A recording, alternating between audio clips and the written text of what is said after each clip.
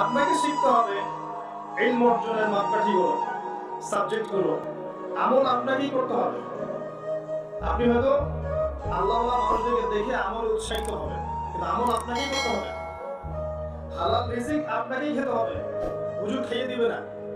যত ওয়াজ করা হোক না কেন, হালাল হারাম ছেড়ে দেন, হালালে থাকেন, হালালে থাকেন, আপনি যদি ফিরে না আসেন ভাই, আমি কি ওয়াজ করে আপনাকে পরিবর্তন করতে পারবো?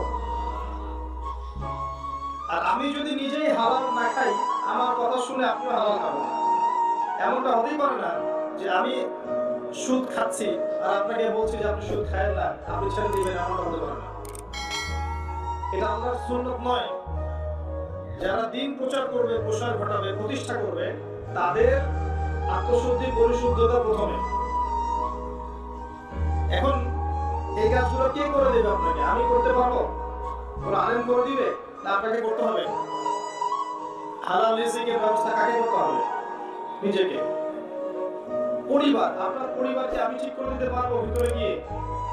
আপনার পরিবারে নামাজ কায়েম করানোর দায়িত্ব কার? আমার না আপনার? আপনার পরিবারে তালিম করানোর দায়িত্ব কার? আমার না আপনার? আমি আপনাকে উৎসাহিত করতে পারি, দাওয়াত দিতে পারি, এতটুকু। আপনার পরিবারে হারাম রিজিক ঢুকছে না হালাল ঢুকছে, এটা জাস্টিফাই করার দায়িত্ব কার? আপনার না আমার? আপনার পরিবারের মেয়েরা পর্দা করে কিনা, এটা দেখার দায়িত্ব না আমার না আপনার? নাকি রাষ্ট্রের না সরকারের?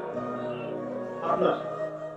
আপনি যদি, আমার কথা শোনেন, আপনি যদি আপনার পরিবারের ৫ ওয়াক্ত সালাত প্রতিষ্ঠা করেন, আপনার পরিবারে হারাম ঢুকতে না দেন, আপনার পরিবারে আপনি তালিম করেন, আপনার পরিবার বর্গকে দ্বীনের শিক্ষা দেন, আগামী প্রজন্মকে আপনি মাশাআল্লাহ কোরআন সুন্নাহর জ্ঞানে জ্ঞানী করেন, পরিবারের পর্দা কায়েম করেন, প্রশাসন, সরকার, রাষ্ট্র কি আপনাকে পিটাবে? আপনাকে জেলে দিবে? আপনাকে কোন রকমের চার্জ করবে? সে কেন নামাজ পড়ছো, কেন পর্দা করছো করবে? যদি কেউ এগুলো না চায়, সে ইনডাইরেক্টলি আপনাকে এখান থেকে ডিসকারেজ করতে পারে, অনুৎসাহিত করতে পারে। সরাসরি বলার সাহস হয়নি কারো এখনো যে নামাজ পড়া যাবে না, পর্দা করা যাবে না, সুদ খেতেই হবে, মদ খেতেই হবে, সরাসরি বলার সাহস আছে? এটা আল্লাহর জমিন, এত সহজ নয়। আল্লাহ পাক যাকে সর্বোচ্চ ক্ষমতা দিয়ে দিবেন, সেও এগুলো বলতে পারবে না ইনশাআল্লাহ। এটা কোরআনের বিধান, এটা ইসলাম। এর এর বিরোধিতা যারা করে, তারা মনে মনে ভয় পায় যে না জানি কোন দিন আমার কাছে গজব আসে। এটা কি জানেন?